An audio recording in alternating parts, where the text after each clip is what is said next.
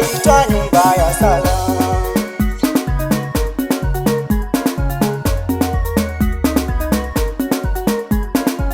Yesu kaingia ndani ya hekalu, Yesu kaingia ndani ya hekalu, kawakuta watu wanauza na kununua, kawakuta watu wanauza na kununua. Yesu kawafukuza kawaambia, tokeni, imeandikwa nyumba yangu itaitwa nyumba ya sala. Yesu kawafukuza kawaambia, tokeni, imeandikwa nyumba yangu itaitwa nyumba ya sala.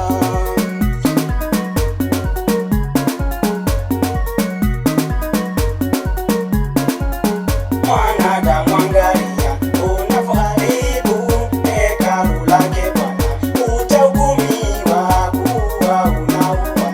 Kanisani unaenda kuiba, unaiba. Kanisani ni mshirika, uzinzi unafanya. Kanisani ni muimbaji, uongo unapiga. Kanisani ni mhubiri, uchawi unafanya. Kanisani ni mchungaji, sigara unavuta.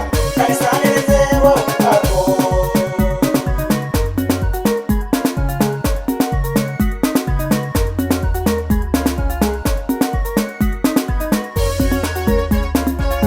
Mwanadamu, angalia unavyoharibu hekalu lake Bwana, utahukumiwa kuwa unaua. Kanisani unaenda kuiba, unaiba. Kanisani ni mshirika, uzinzi unafanya. Kanisani ni muimbaji, uongo unapiga. Kanisani ni mhubiri, uchawi unafanya. Kanisani ni mchungaji, sigara unavuta. Kanisani ni mzee wa upako.